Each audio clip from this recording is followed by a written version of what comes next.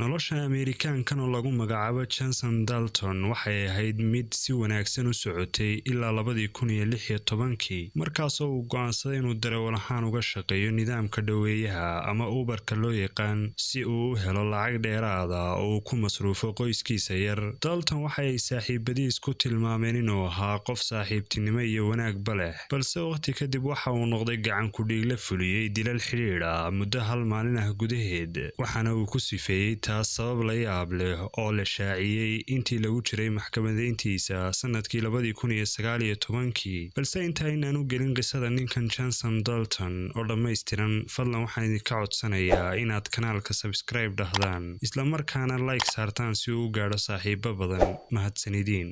sanadkii 2016 Johnson Dalton oo 45 jir ah oo ah aabe haysta 2 carruur ah ayaa go'aansaday inuu bilaabo shaqo cusub, wuxuuna iska diiwaan geliyay adeega Uber isagoo adeegsanaya baabuurkiisa. geesta kale waxa uu ka shaqaynayay shirkad caymisa baabuurta oo ku taala magaalada Kalamazoo ee dhacda koonfur galbeed gobolka Michigan ee Mareykanka.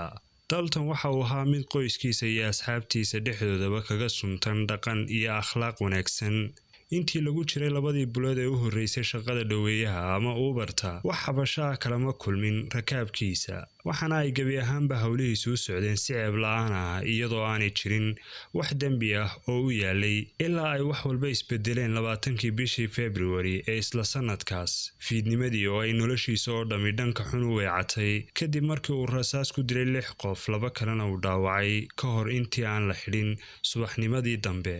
Johnson bilowgii maalinimadiisu waxay ahayd mid fiican maadaama uu qaaday rakaab badan, waxaana uu ku jiray jawi degan, balse 4tii galabnimo isagoo oo sida hal qof oo rakaab ah ayuu gaadhiga leewarka cagta xoog u saaray una kaxeeyey hab waali ah. kadib markii taleefan u soo dhacay isagoo aan eegin ishaarooyinka waddada iyo waxa ka horeeya toonna.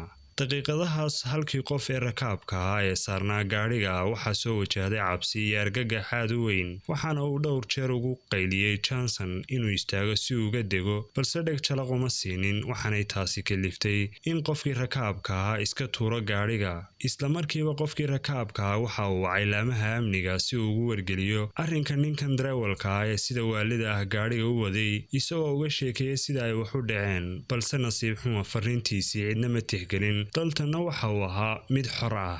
intaa kadib waxa uu ku laabtay gurigiisii, waxaana uu ka soo qaatay qorigiisii ruskhadaysnaa, kadibna waa uu ka soo baxay si uu u soo iibsado jaakada xabadda celisa, waxaana uu furtay adeegii Uber-ta si uu rakaab kale u qaado. waxaa dalabkiisa noqotay inuu qaado gabadh yar oo 18 sano jir ah, taasoo si fiican uu u geeyey bartii ay rabtay. markaa kadib cid kale ma uusan helin, wuxuu isha ku dhuftayse haweeney 30 jir ah iyo 4 ciyaal ah oo ay wadatay, waanu isdhinac taagay isagoo weydiinaya inay iyadu tahay qofkii dalbaday Uber-ta, waxaana ay ugu jawaabtay maya. Dalton waxa uu la durkay gaadhigiisii, kadibna waxa uu la soo baxay qorigiisii, waxaana uu marwadii iyo carruurtii ay wadatay qabadsiiyey 15 xabo oo rasaas ah, kuwaasoo 4 ka mid ah ay galeen jirkeeda, balse ma ay dhiman sababtoo ah in xabadahaasi ay ku dhaceen qaybta hoose ee jirkeeda. carruurtase wax dhibaato ahi ma ay gaadhin. kadib waa uu baxsaday iyadoo haweeneydii dhaawac ah isla markaana dhiiggeedu dhulka qulqulayo, waxaana uu u malaynayay inay dhimatay, balse nasiib wanaag dadkii kor ka daalacanayay falku sida u dhacay ayaa si dhaqso ah ugu soo gurmaday, isla markaana ambalaas u diray, sidoo kalena la xidhiidhay laamaha amniga.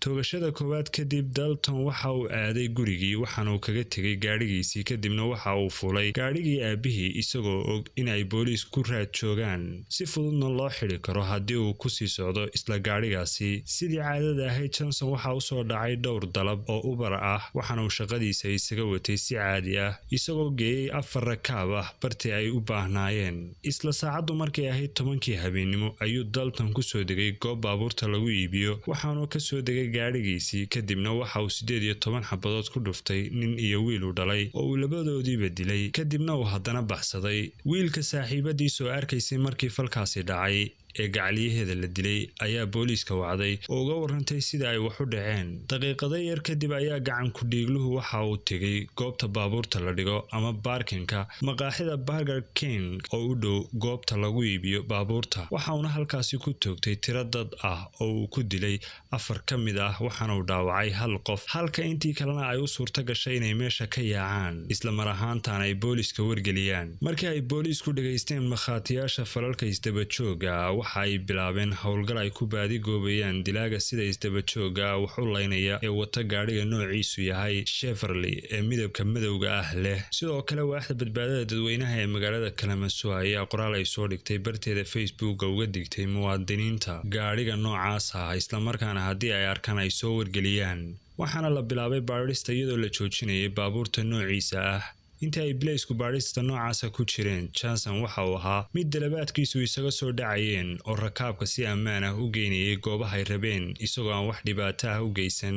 abbaar 12:35 daqiiqo Johnson Dalton baabuurkiisa ayay boolisku aqoonsadeen kadib markii uu qaar ka mid ah rakaabka dhigay meel u dhow saldhig boolis. intaasi kadib ciidamada ayaa ku raad joogay gacan ku dhiiglaha waxaana la soo qabtay 12:40 daqiiqo oo xilli habeennimo ah waxaana la qabtay isagoo aan isku dayin inuu iska caabin sameeyo inkastoo uu hubaysnaa xilligaasi. intii ay baaritaanadu socdeen, Johnson waxa uu la dhaqmay si saaxiibtinimo leh booliiska waxaanuu qirtay dhammaan dembiyadii uu galay isagoo sheegay inay sababta ka dambeysay faldembiyeedyadiisa ay tahay inuu fuliyo codsiyada shaydaanka.